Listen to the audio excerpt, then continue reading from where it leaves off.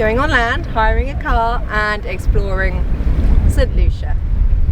Yeah, really excited, heard lots of good things. It's less cloudy and rainy than it had been, which is a really good start because it's been awful the last few days. But yeah, hopefully the weather holds out and we've got some hot springs at least on the way and hopefully some more adventures.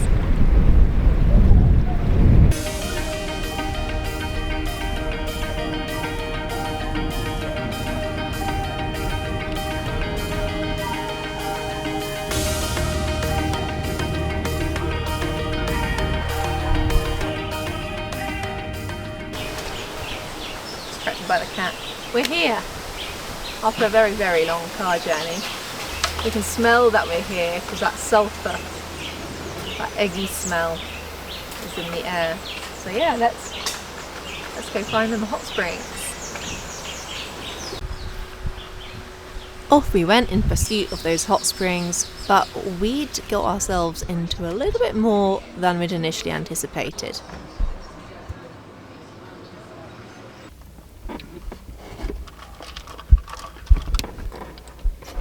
We don't know what's going on. I blame Tony. Well, I don't know if we're driving the whole way through it, but we shall see. I even said what? So we came for the hot springs, but we seem to have signed up for like a volcano tour. Well, no, I wanted to do that as well. The volcano bit. I didn't realise they were together. Yeah. But we're not sure if it's like a drive-through thing. She mentioned a guide. Yeah, so we pick up a guide, but I don't know if we're driving through the whole thing or walking with a guide. I don't know. We'll find out when we get there. We're having a smoothie first from the lady on the side of the road who makes very nice smoothies.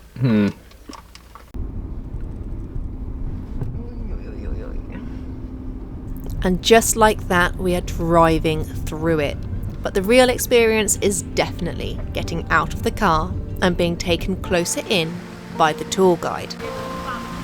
People aren't allowed as close as they used to be after a guide called Gabriel fell into one of the pools and received second-degree burns.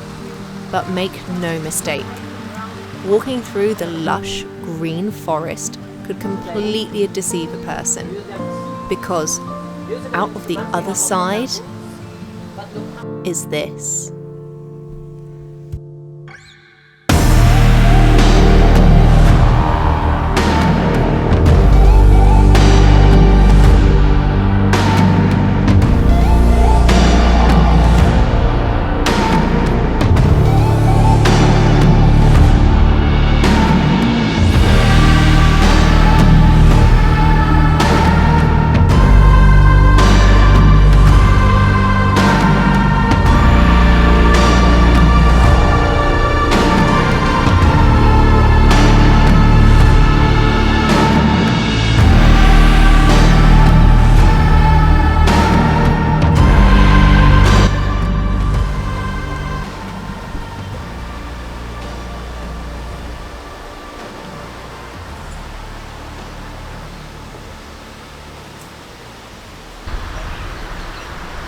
The blackened soil, a chemical reaction between the sulphur and iron, permeates through this wild place, and we see it just 100 metres down the hill, in the mud baths, where its black, mineral-rich water is believed by many to have healing properties against ailments such as sunburns, eczema, and arthritis.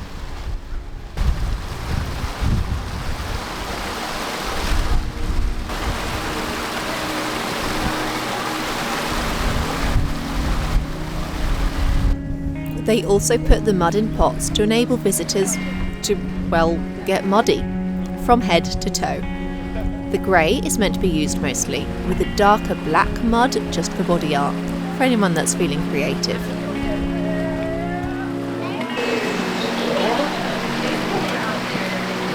Tell me, it's in my mouth. Tell me I'm beautiful.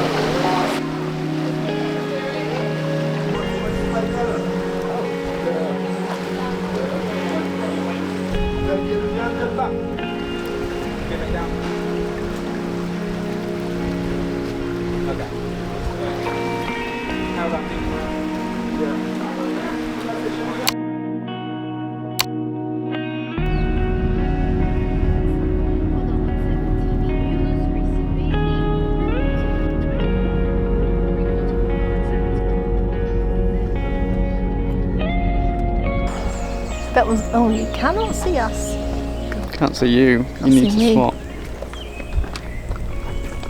That's better. So that was fun. That was fun. We feel clean. We do. Has the mud healed you of your ailments? Just say yes, Tony. Yes. And now on the way back, we are driving past the Piton Mountains. Piton? Piton. Pitons. Piton. Pitons. Which are really cool, and actually when we move the boat next and sail a bit further down the island, the bay here is where we're going to anchor hopefully, so that'd be really cool. Founded by the French in 1796, Sulphur was aptly named after the nearby sulphur springs. It literally means sulphur mine in English.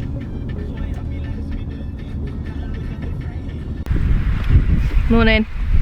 Good morning. Just about. Don't look at me. Second day. Gonna visit is that rainforest? Yeah, Some sort of rainforest and botanical garden area. Yeah.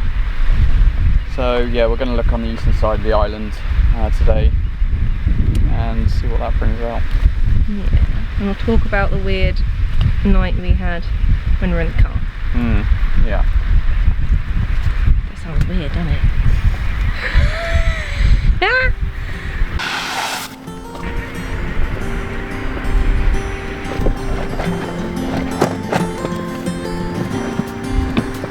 Ready when you are.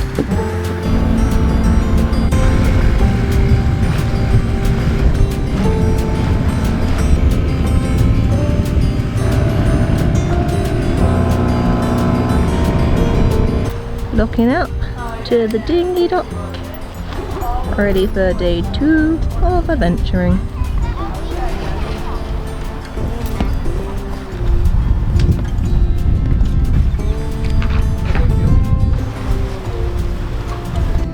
Back in the car again, in search for more St. Lucian wilderness.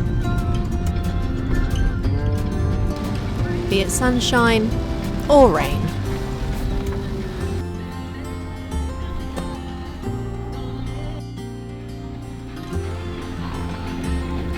No!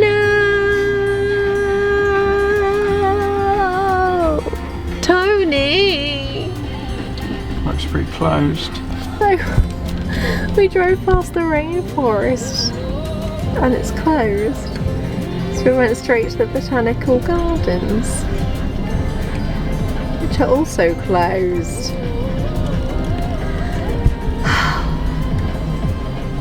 Where are we going? Find another place. Is it open? There's a man coming. Hold fire.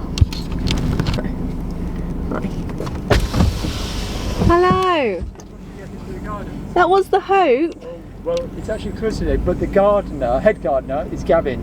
I've just rang him, so hopefully he'll be here in a couple of minutes and he'll let you in. Oh, brilliant. Amazing, Okay, thank you. I'll drop the chain down and park in the car park. Oh, really grateful, thank you. Oh, that's amazing. Okay, Oh, I really my appreciate mother it. made the garden. Enjoy your holiday. it's okay. Have a nice visit. Will do, thank thank you you. so much. Oh. Well, that was really nice. So we're going to have it to ourselves as well. I can be a child. No being normal.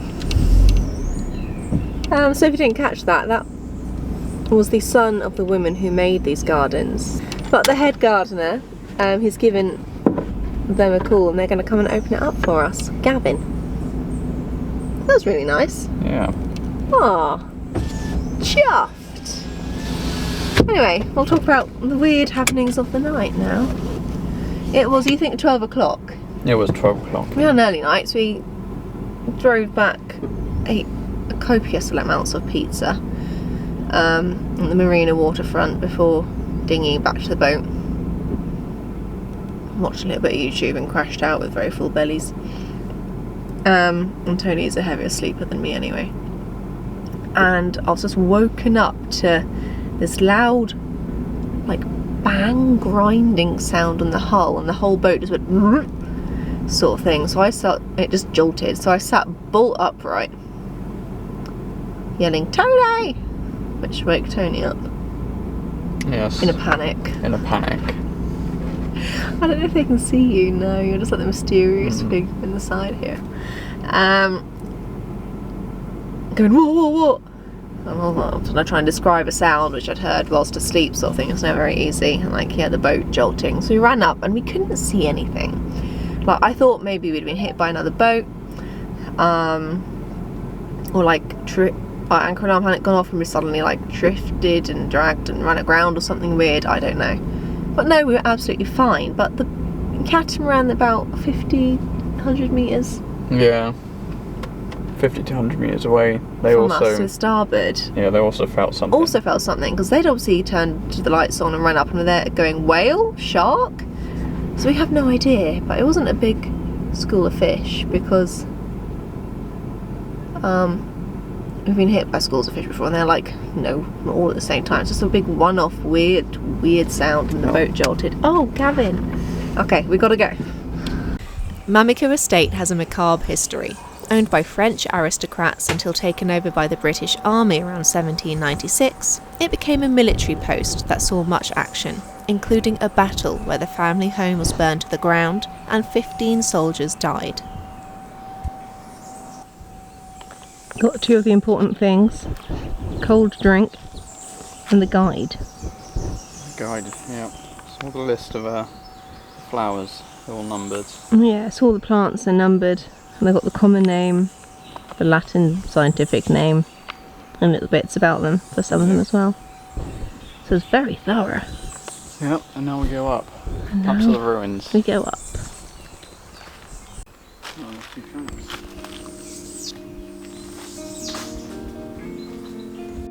Numero 6. Say that again.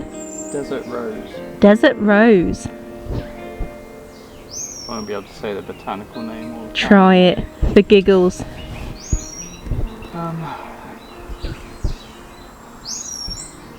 Don't overthink it. Adenium obscenium. Say that again. Adenium obsum. Obsum? No idea. Hocokinese. Maybe. Probably not.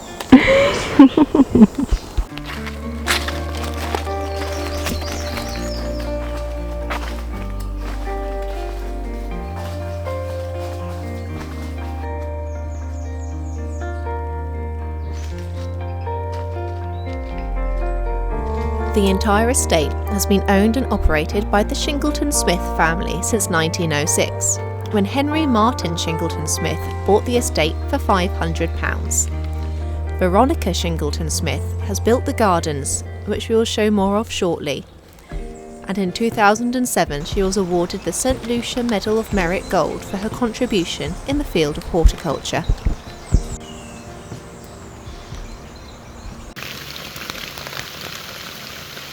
I forgot my coat. And then Tony said hide in here. And I said, what if there's spiders? And he looked and said, there aren't any. So in I get, and the bat flies. A dirt off bat. Right above my head. Down and out. Could have got rabies, Tony. Could have. You're alright though. No, I didn't bite me. But yeah, that was a bit of a surprise. Bryony may have escaped the bat, but little did she know that something else was going to get her shortly. For anyone who fancies doing Ruins of Mamiku, slightly less ramshackle than us. They're our walking sticks. They get a bit slippery at points when it rained quite a lot, didn't it? And there's so many leaves and mulch on the ground. It's fine. My feet are drenched, but we are now going to go to the botanical garden area.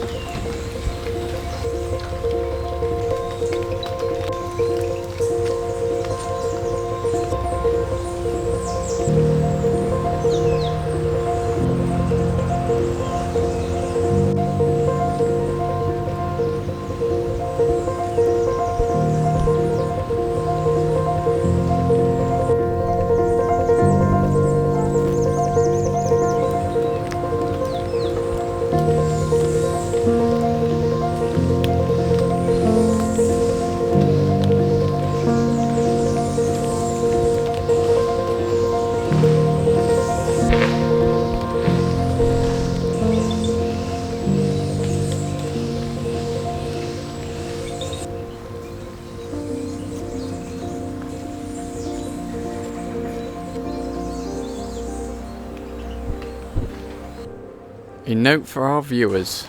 Be careful where you choose to stop when focusing in on a raindrop. You might have caused a traffic jam on a certain trail. Ooh! Ants all over my shoes. I'm being bitten. How long were you stood there for? Oh, not very long. Oh, I'm on. Oh. Oh. I stood on their track. I was trying to get a shot. What, them biting you? Ah.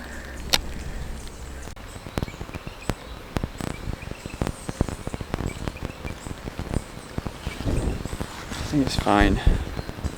Thanks. I've been attacked.